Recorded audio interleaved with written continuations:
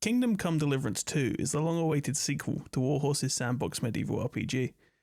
It released on PC, PlayStation and Xbox. Having recently played the original, I had high hopes for this title. I dove back into Bohemia and I was not disappointed. I have much to share about this game for both new and returning players. Here is my review for Kingdom Come 2 after 100 hours of gameplay. If you want more game reviews and gaming news, subscribe. Also, leave a comment below if you have any feedback. Kingdom Come Deliverance 2 meets many expectations and sometimes even surpasses them. The developers listen to the player feedback while staying true to their design choices, for better or worse depending on who you are. They refined and streamlined many gameplay systems, accompanying it with a refreshing sandbox environment, though it has some rough edges. First of all, I'd like to give you a disclaimer. All story footage shown here is from the game's opening hour, and I will avoid any possible spoilers.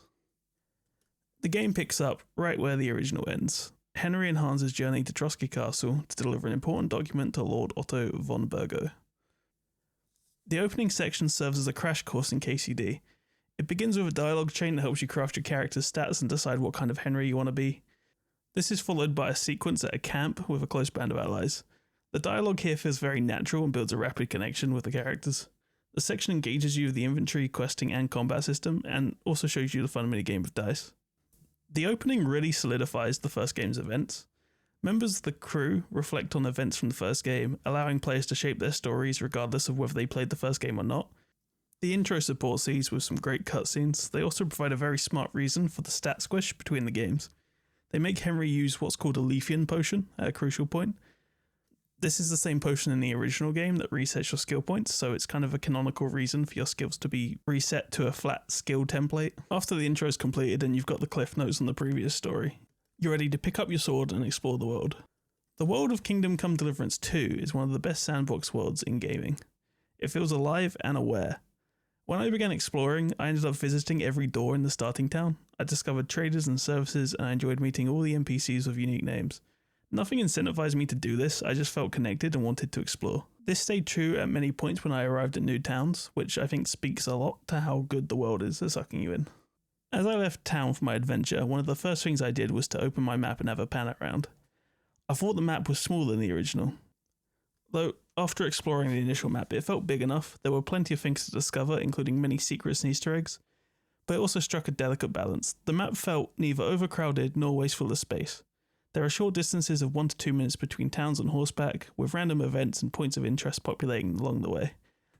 The less populated areas contain many forests with animals for hunting and camps to discover. All this pleased me because I realised it suits both the players who like to explore, but also the players who just want to go from part A to part B without much in between. To my surprise though, the map expanded as I progressed, but it kept the quality the whole way through. You can also walk through bushes now, so no more getting stuck when you're crossing through the woods like the original. The world map is distinguished by its towns and settlements. Each town has a unique appearance. For example, there is a mining town all choked with coal and smelters, while the ground around it is full of black coal, making it look very distinctive. A lot of the buildings share designs, but the layout differs depending on the town, giving each town a handcrafted feel. A key moment for many players is entering the city of Kuttenberg, the major city of the game. Here you see the love and care that Warhorse put into the settlements. With a mix of cobbled and dirt streets and uniform and unique buildings, the area is dense with traders, activities and sights to see. Both the initial ride approaching the town and my first exploration of Kuttenberg felt very memorable, which is good because I ended up spending at least over 10 hours there. I have very few negatives about the world. If I had to nitpick, I would say it would be nice to have more activities to engage with the locals. Yet, after the time I spent in the game, I don't see this as a complaint. Earlier I mentioned that the world is watching and aware.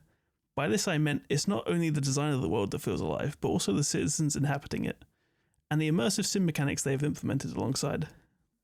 These immersive sim elements give NPCs simulated lives where the world does not wait for Henry, with the locals taking part in daily routines and personal time after work. Each NPC has a home, family and friends, contributing to a reputation system. People in the town develop relationships with Henry, affecting their responses. They may greet you with warmth, or make snide remarks. This also influences interactive dialogue, making some speech checks harder if they dislike you, while easier if you build rapport prior. The game tracks your actions as long as someone's around to witness them, affecting dialogue based on your character's cleanliness, and any good or mischievous deeds you've been up to recently. While we've seen similar systems before in other games, the game raises the bar of its crime system. NPCs notice Henry's suspicious behaviours like loitering outside buildings or suspiciously crouching near people. If a crime occurs nearby, guards will investigate. If NPCs remember you, they might place a bounty on you. I was impressed by this after I took a moment to understand how the system works and how it had been caught out. While testing the system, I found it was mostly fair, yet sometimes I had a bounty for actions I didn't remember or wasn't sure how they noticed me. Either way, I didn't feel majorly cheated at all. These design elements come together to create an impressive sandbox environment. You can tell the devs really care, unlike in some other games. When I played the first KCD, I took a standard approach of Henry, focusing more on skill development than anything else. This time I tried a different playstyle to see various players' experiences. My main Henry was a silver-tongued rogue, strong in combat, but quick to steal anything that wasn't nailed down and charm his way out of situations. This allowed me to explore the game's crime system in depth and gain a fresh perspective of the game from what I had in the original. This game brings back all of the gameplay systems from the original, refining most of them for an improvement. The way the game plays is definitely going to be the make or break for most people. I'm going to say the cliche, but this game is definitely not for everybody. Some of the systems take a while to get used to and require some practice. The initial bombardment of text in some of these systems also does not help, but persevere and you might find it rewarding. If you have played the original and you enjoyed it, you will love this title. If you didn't like it, the changes are not likely to fix that. Warhorse have stuck to their guns with gameplay, and I think their fans are thankful for it. The original game was clunky and rough around the edges. The execution left a lot on the table. They've definitely improved these, but they're still not perfect. There are also several bugs I encountered, which I will discuss later in the review.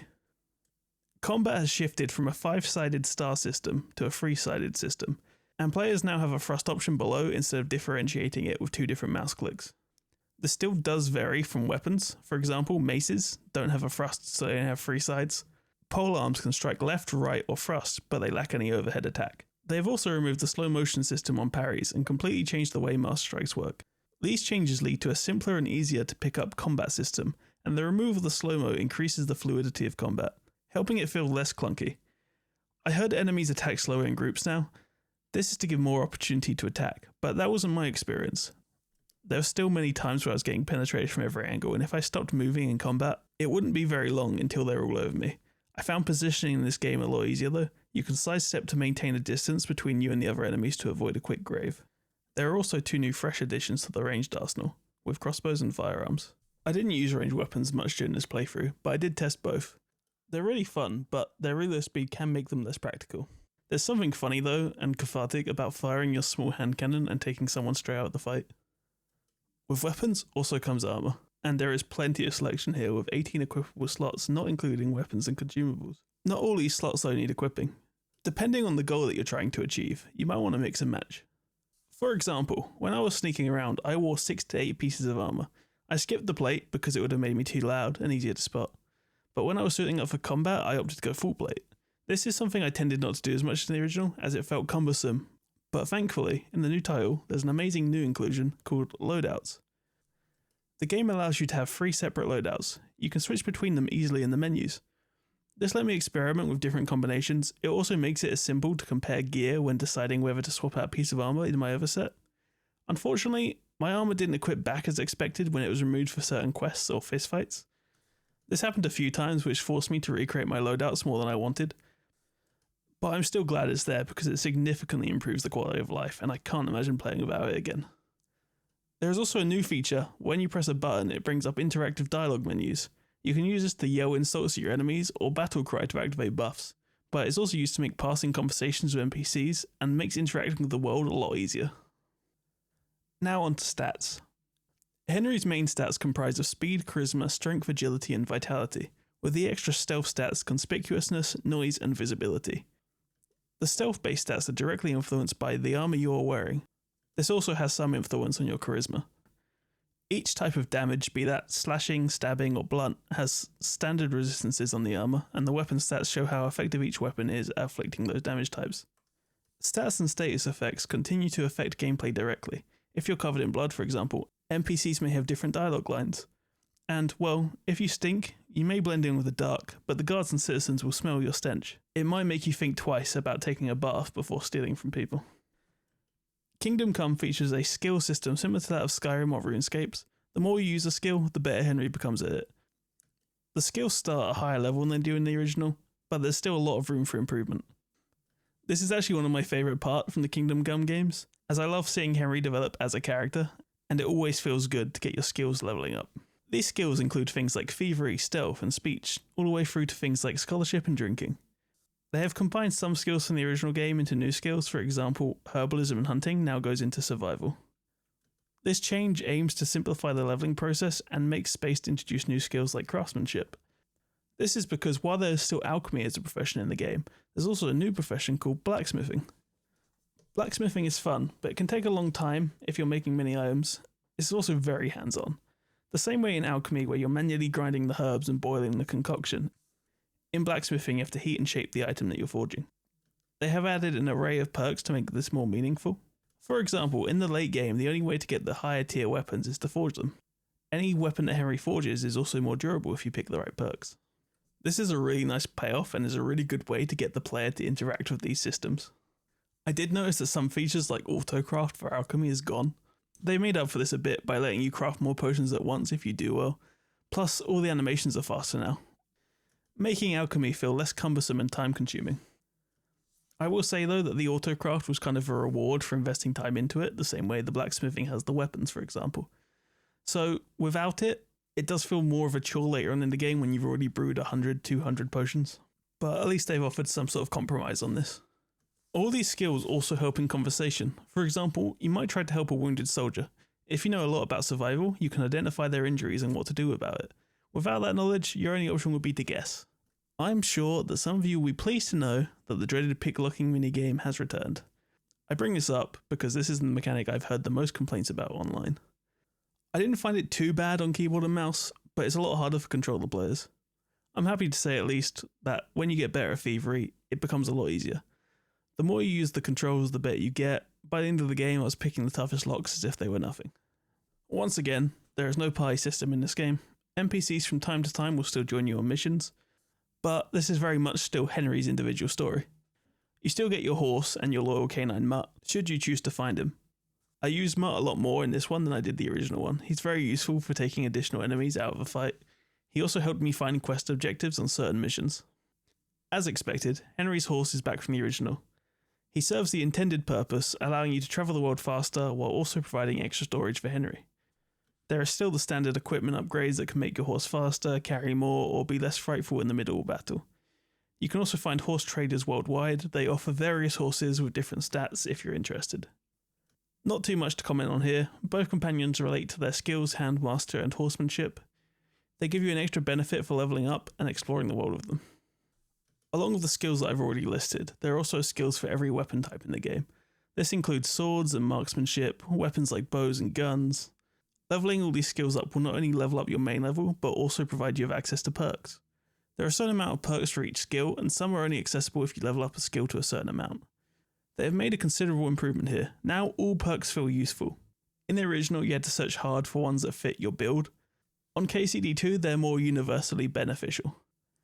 Every time I leveled up, I would check what perk I could get next. This kept me eager for the next level. I'd even go out of my way to pick locks or borrow all the books without permission, just so I could get all the XP. In fact, one time I went around a town and just picked all the front doors to get my thievery level up, and just thinking everyone waking up and finding their front door unlocked must have confused a lot of people. Onto what I think is the most contentious system of Kingdom Come Deliverance 2 is the save system. The way the save system works is the game will autosave during quests, when quitting the game, or when you sleep in a bed designated to you, meaning one that you've paid for at an inn or at a safe house of some sorts. Outside of these three methods, the only way to manually save the game is to drink a potion called a Savior Snap.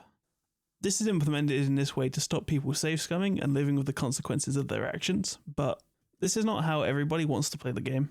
Warhorse have made a very good sandbox game that allows you to do multiple different things, and some people just want to explore these avenues.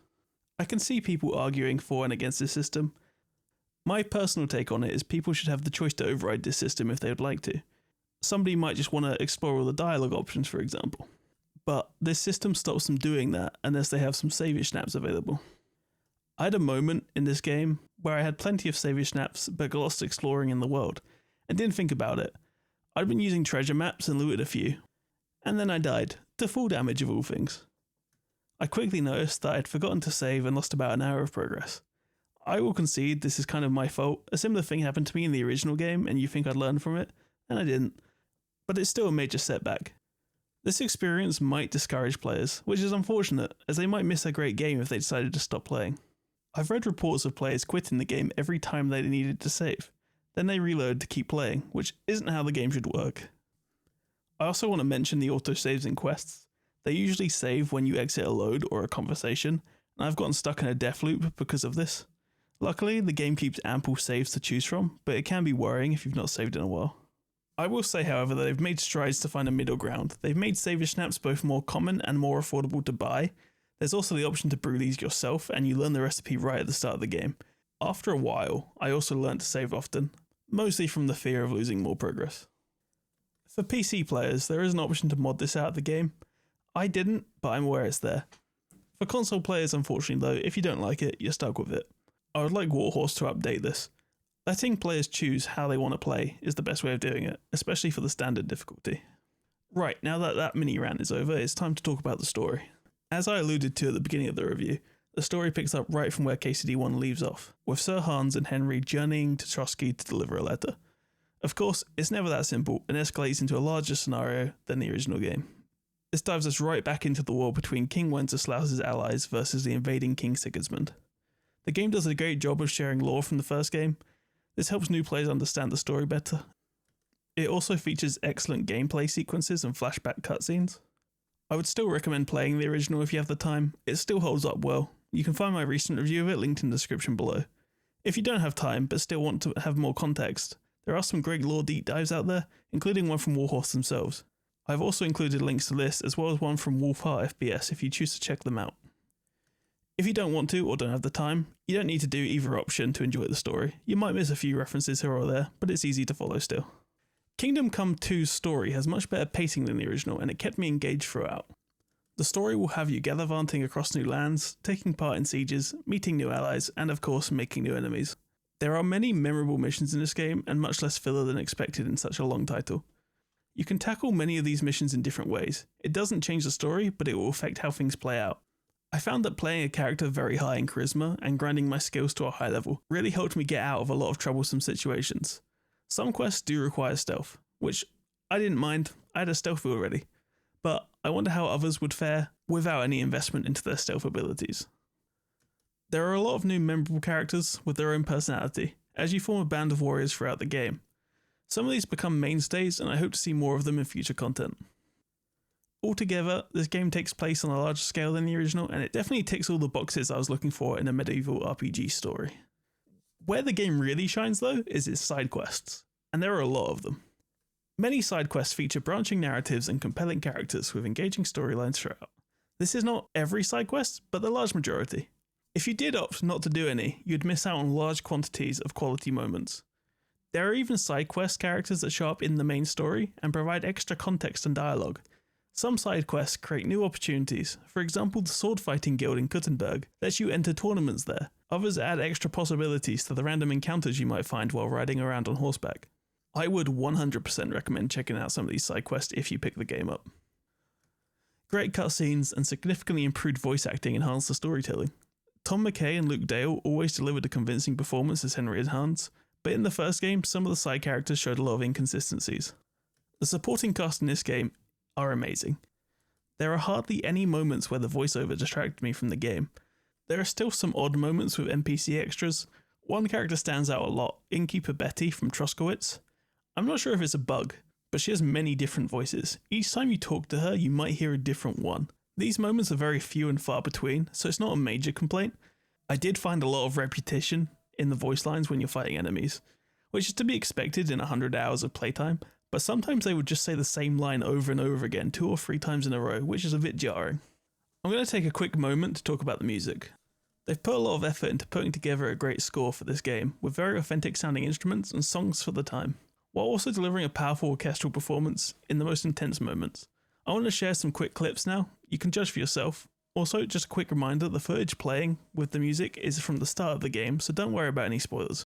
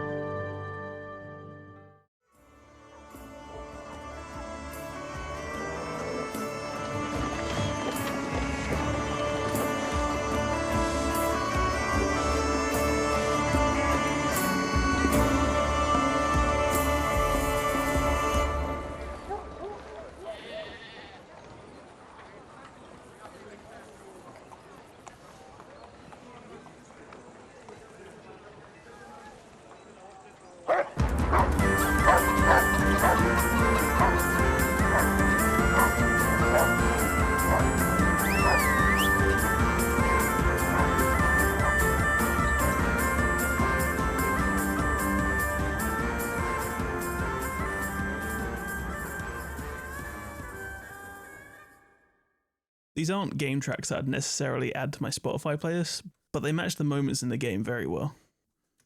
Now let's discuss graphics, presentation, and performance. I sound like a bit of a broken record, but the game has taken the fundamentals from the original game and built on them. And here it's no different.